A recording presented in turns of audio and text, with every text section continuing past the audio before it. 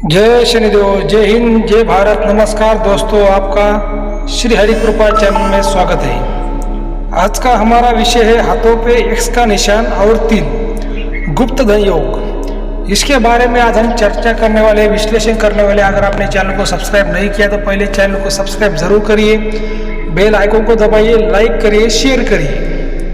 देखिए दोस्तों, जो भी आपको हम हमारे चैनल पे आप जानकारी सुनते हैं, देखते हैं, बिल्कुल हम 100% सही जानकारी आपको देते हैं। क्या है कि दोस्तों, ये जो ब्रह्मांड है, ब्रह्मांड में दोस्तों कुछ ऐसी शक्तियां हैं क्या, वो हमें आंखों से दिखाई नहीं देती। और क्या है कि आज जो चल रहा है, ये जो कलयुग है, ये जो कलयुग है दोस्तों, कलयुग में लोग क्या है कि जिस बात को आंखों से देखते हैं उसको ही भरोसा रखते हैं, और जिसको आंखों से नहीं देखते उस पर भरोसा नहीं रखते। लेकिन दोस्तों, कुछ बातें ऐसी भी होती कि वो हमें आंखों से दिखाई नहीं देती दोस्तों। क्या वो अंधेरे में रहती है, इसी वजह से वो हमें दिखाई नहीं देती, लेकिन वो होती है।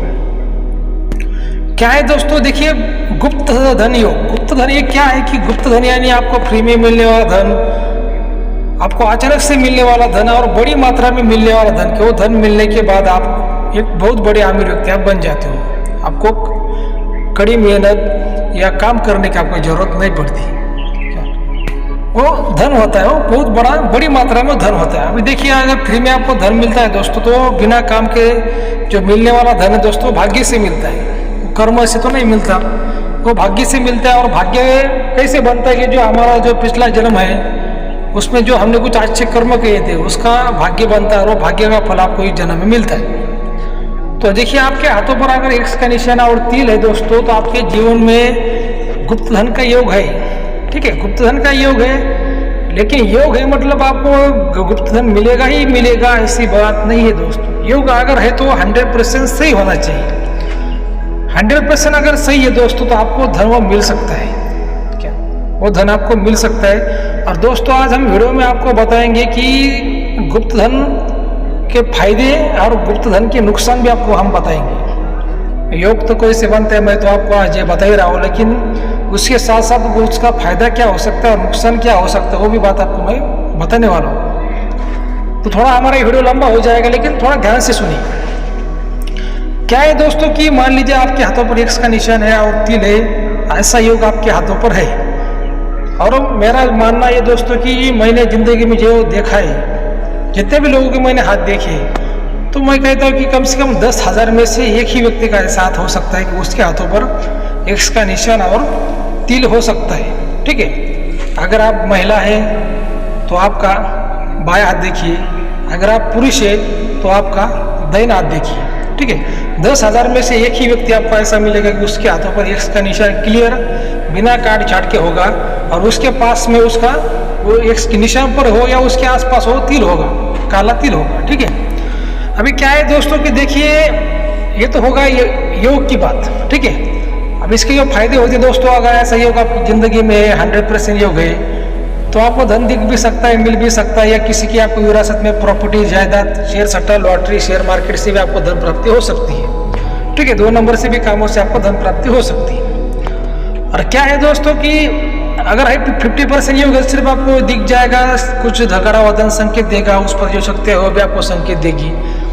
ऐसा कुछ छोटे मोटे आपको संकेत मिलेंगे और वो चले जाएंगे, लेकिन आपको उसका सुख नहीं मिलेगा, वो आपको हासिल नहीं होगा जो भी धन है। ठीक है, या आपकी किसी प्रॉपर्टी में आपके कोर्ट में केस चालू है, आप केस जीतते जीतते आप हार जाओगे, आपके हाथों से प्रॉपर्टी भी चली जाएगी। प्रॉपर्टी जाना मतलब हाथों से धन चला ही जाना, ऐसी बात होती है दोस्तों। ठीक है, क्या है दोस्तों, अभी ये जो धन है, ठीक है, इसके नुकसान क्या हो सकते हैं कि थोड़ा सोचिए दोस्तों। अभी जो गड़ा हुआ धन होता है, जो हमें फ्री में जो प्रॉपर्टी मिलती है, जो फ्री में हमें धन, ये जो बिना मेहनत का जो धन होता है दोस्तों, ये हमें सुख नहीं देता। क्यों सुख नहीं देता, थोड़ा सोचिए। जो हमें धन मिल रहा है वो किसी और का होता है, किसी और के खानदान का होता है। ठीक है, उसके खानदान का नाश हो जाता है, और उसके खानदान का नाश होने के कारण वो धन उसके खानदान वाले खा नहीं पाते, या उसका कोई खाने वाला नहीं रहता, उसके कारण वो धन हमें मिलता है। क्या जिसका धन होता है दोस्तों,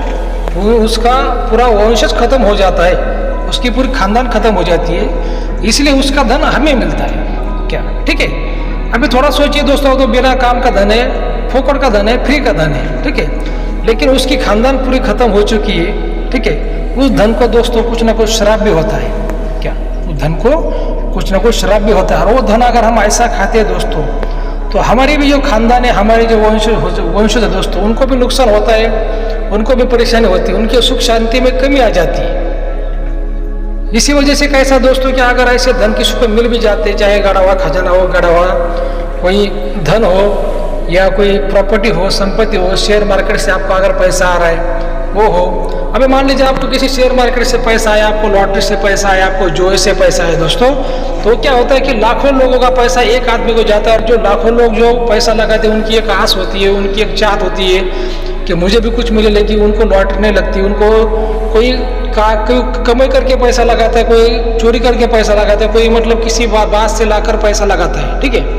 और वो पैसा किसी एक व्यक्ति को मिलता है दोस्तों, तो उसको सुख नहीं मिलता, क्योंकि 2 नंबर का पैसा है, बिना मेहनत का पैसा है दोस्तों, पसीने का पैसा नहीं, खून पसीने का पैसा नहीं है। तो क्या करता है कि आपके घर में सुख शांति में ये पैसा कमी लाता है, घर में प्रॉब्लम लाता है। जो खानदान है, जो परिवार है, उसमें प्रॉब्लम पैदा करता है दोस्तों, इसका ये भी नुकसान है। लेकिन अगर कोई होशियार व्यक्ति है, भगवान को मानने वाला व्यक्ति दोस्तों, और उसको ऐसे भाग्य से धन मिला है, तो क्या करता है कि किसी नेक काम में उसको कम से कम आधा धन खर्च करता है। तो नेक काम कैसे होते हैं? जिसको प्यास लगी उसको पानी पिलाना, जिसको भूख लगी उसको खाना खिलाना, जिसको दवा की जरूरत है उसको दवा देना, जिसको सेवा की जरूरत है उसको उसकी सेवा करना।